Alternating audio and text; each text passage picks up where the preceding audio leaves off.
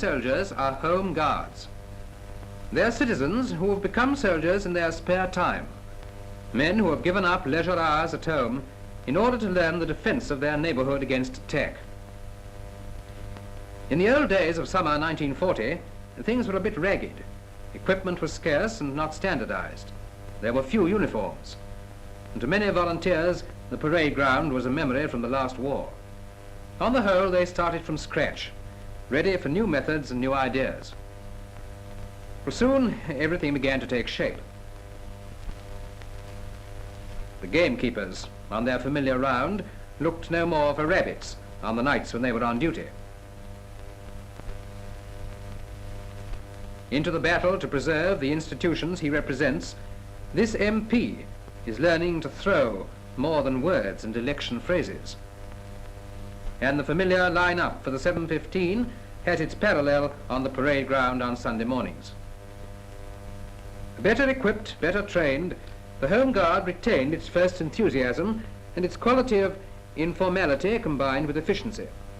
Without enthusiasm and conviction, training by itself would have achieved little. It was this very enthusiasm which started the Home Guard School and sent to it each week 70 or 80 picked Home Guards from all over the country. Men who went back to their units with the knowledge and technique given them by a week's intensive instruction in the tactics of mechanized war. Among the instructors who were at the school are several men who fought in Spain and who have had experience of the kind of fighting in which Home Guards will be engaged in an invasion. Behind the instruction which this Spanish Canadian is giving in grenade throwing lies the practical experience he has had fighting German and Italian tanks in Spain. This bottle contains a fierce burning mixture which, thrown against a tank's air intake or observation window, blind its driver with smoke and fire. These are Mills bombs, naturally dummies, but weighing the same as live grenades. The class falls flat to avoid the imaginary fragments from the bombs it has thrown. Well-known writers on military strategy are among the staff of instructors. Out of doors, Home Guards are given a blackboard lecture on the ways and means of destroying tanks. The instructor points to one of the vulnerable points on a tank where even a smoke bomb may put it temporarily out of action. These notes will spread the information to Home Guard units throughout the country. Every week, the technique of the Home Guard everywhere is strengthened by the men coming back from the school. From the diagram on the blackboard, Home Guards, in this case high-ranking officers, proceed to examine the real thing at close hand. They learn to become familiar with the weapon which decides the battles in modern war. They learn the secrets of the tank's weakness and get some idea of the conditions under which a tank crew has to operate on active service. In this way, Home Guards will have the knowledge necessary to exploit the tank's weakness and to beware of its strength. Having learned so much, the next step is to see how near the students can come to destroying an imaginary tank from concealed positions.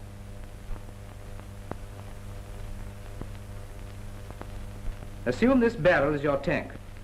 An electrically fired mine illustrates correct timing, so that the mine goes off only when the tank is above it. The rifle grenade is a kind of mortar by which a Mills bomb is discharged by the gas of an explosion from a special cup fixed to the end of a service rifle.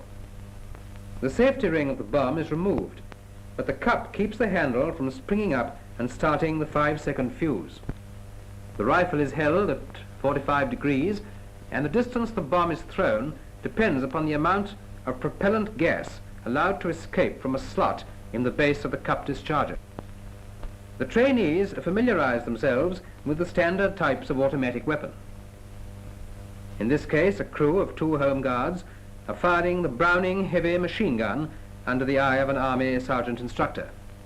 Others will take their place, and they too will fire a burst and a few single rounds. This automatic rifle is little heavier than the service rifle and fires short bursts of 5 or 10 rounds with the rate of fire of a machine gun. Originally famous as the weapon of American gangsters, the Tommy gun has gained a reputation as one of the most effective small arms of this war. It is fired in short bursts or single rounds from the shoulder or the hip. Long bursts are wasteful of ammunition and are discharged in an emergency only.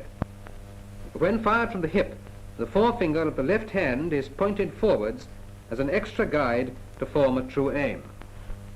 Of great importance in the kind of warfare which Home Guards may be called upon to practice are the arts of stealthy approach and concealment.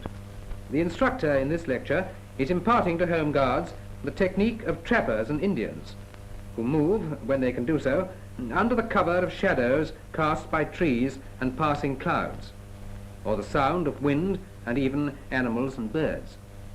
This game is one of several designed to instill this sense of silent and concealed movement. It may look childish, but to city dwellers, at any rate, it's not easy to approach a blindfold man undetected. In the stillness of the woods or in the country, a dry leaf will crackle loudly enough to bring a sentry's bullet in search of a clumsy mover. In this exercise, one half of the school, with distinguishing white handkerchiefs, searches a wood in which the other half lies hidden, pretending to be parachutists. Various devices are used to aid camouflage, such as pieces of netting to which imitation leaves are sewn. Often enough, by the end of the time allotted for the search, many so-called parachutists are still undiscovered, showing the need for such searches to be well planned and thoroughly organized if the enemy are to be mopped up quickly. When troops are attacked by low-flying aircraft, cover and concealment are of great importance. So also is the coordination of anti-aircraft fire from the ground. In this case, the column is dispersing in too scattered a way for their fire to be effective. On the order, aircraft scatter, the troops should disperse to avoid presenting a concentrated target, but should, if possible, remain standing unless trenches or other convenient cover are available.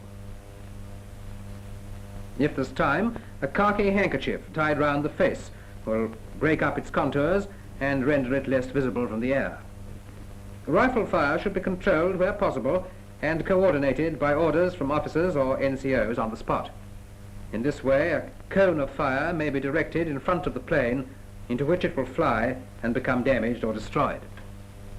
And throughout the country, the various lessons which are being taught to Home Guards by the school and by local instructors should be constantly applied in realistic exercises. These should approximate to active service conditions and should have as their object the defense of the locality from every possible form of attack.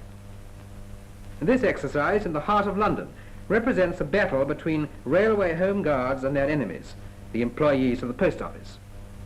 Meanwhile, the Home Guard all over the country help to keep watch over its service and public buildings. Ready to take their turn on guard, several employees at this ministry arrive ready dressed in their uniforms. The Home Guard is already prepared to help meet invasion alongside the regular Army, Air Force and the Navy. There will be no front line. The enemy will strike deep and swiftly into the woods, fields and hills in the heart of our country. There the Home Guard must meet him and break the power of his attack. Every day the efficiency and equipment of the Home Guard grows. Every day, by its training and by its experience, it helps make Britain safer from attack.